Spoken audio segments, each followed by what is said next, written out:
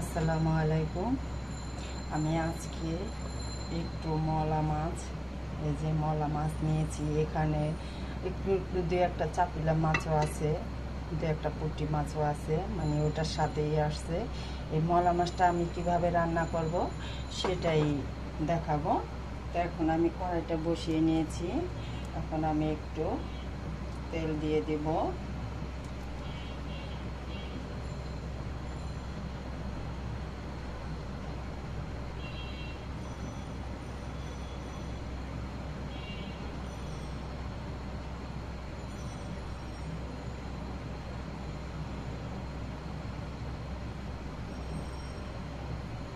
তেলটা গরম হয়ে গেছে।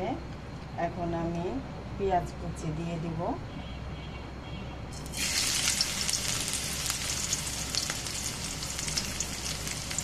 পেঁয়াজটা একটু ভেজে নিব। দেখুন পেঁয়াজটা নরম হয়ে গেছে। এখন আমি এখানে দিয়ে দেব সামান্য পরিমাণে মাছের অনুযায়ী একটু আদা আর রসুন বাটা। তার সাথে দিয়ে দেব আমি একটু জিরা বাটা। এখন এটা ভালো করে একটু ভেজে নিব। দেখুন ভাজা হয়ে গেছে। এখন আমি এখানে হলুদ, মরিচ, ধনিয়া গুঁড়ো নিয়েছি, এটাও ভালো করে একটু ভেজে নিব। আর সাথে দিয়ে দিব 4টে কাঁচামরিচ। এখন একটু পানি দিয়ে ভালো করে কষিয়ে নেব।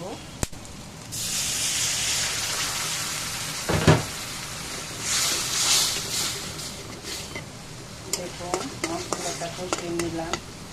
যে কোনো মশলাই বা তরকারির মশলা একটু ভালো করে কষিয়ে নিলে, মানে ভাজা ভাজা করলে খুব ভালো লাগে।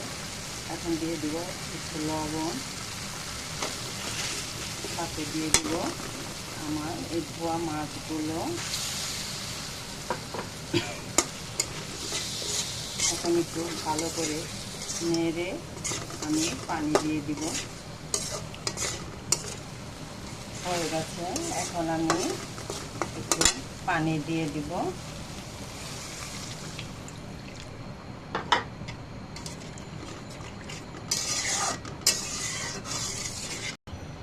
পরিমাণ মতন পানি দিয়ে দিলাম। এখন আমি এটা ঢেকে রেখে দিব। দেখুন তরকারিটা হয়ে গেছে। এখন আমি এখানে একটু ধনিয়া পাতা দিব, টমেটো দিব না।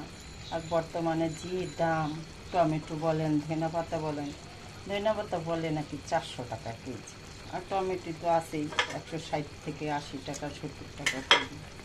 সেই জন্য টমেটো দিলাম না, একটু ধনিয়া পাতাই দিলাম। দেখুন হয়ে গেছে মাছের তরকারিটা। এটুকুই।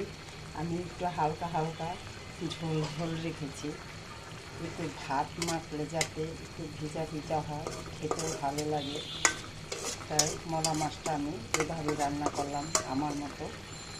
যদি বন্ধুরা ভিডিওটা ভালো লাগে, ভিডিওটা সম্পূর্ণভাবে দেখে লাইক, শেয়ার, কমেন্ট করবেন। আর নতুন নতুন বন্ধুরা যারা ভিডিওটি দেখবেন সম্পূর্ণভাবে দেখে আমার চ্যানেলটি সাবস্ক্রাইব করে দেবেন। আল্লাহ হাফেজ।